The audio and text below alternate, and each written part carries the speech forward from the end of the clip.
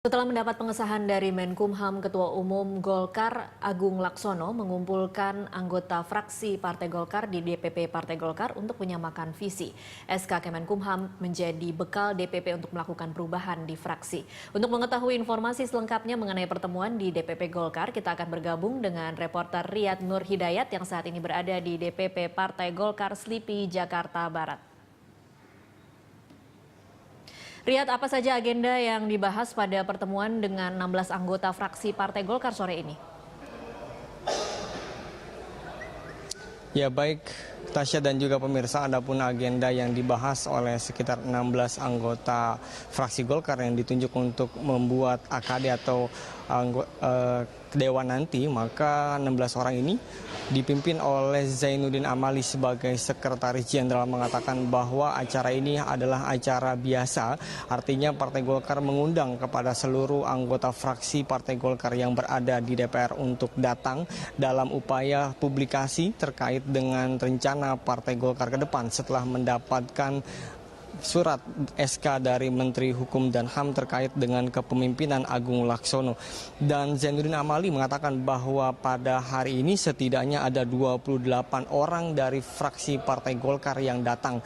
Dan dia mengklaim bahwa sudah ada 61 orang dari 90 anggota fraksi Partai Golkar yang ada di DPR menerima putusan pemerintah, yaitu dengan diterbitkannya SK Menteri Hukum dan HAM terkait dengan kepemimpinan Agung Laksono di Partai Golkar untuk 5 tahun ke depan.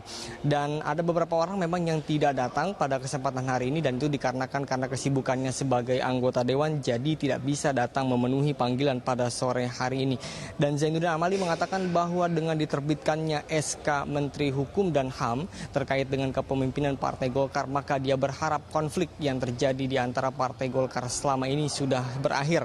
Karena Zainuddin menegaskan bahwa itu alasan tersebut berdasarkan Undang-Undang Partai Politik Nomor 32 Ayat 5 tentang partai politik perselisihan internal harus diselesaikan secara baik di dalam Mahkamah Partai. Dan Mahkamah Partai telah memenangkan kubu Agung Laksono dan ditegaskan oleh SK Menteri Hukum dan HAM.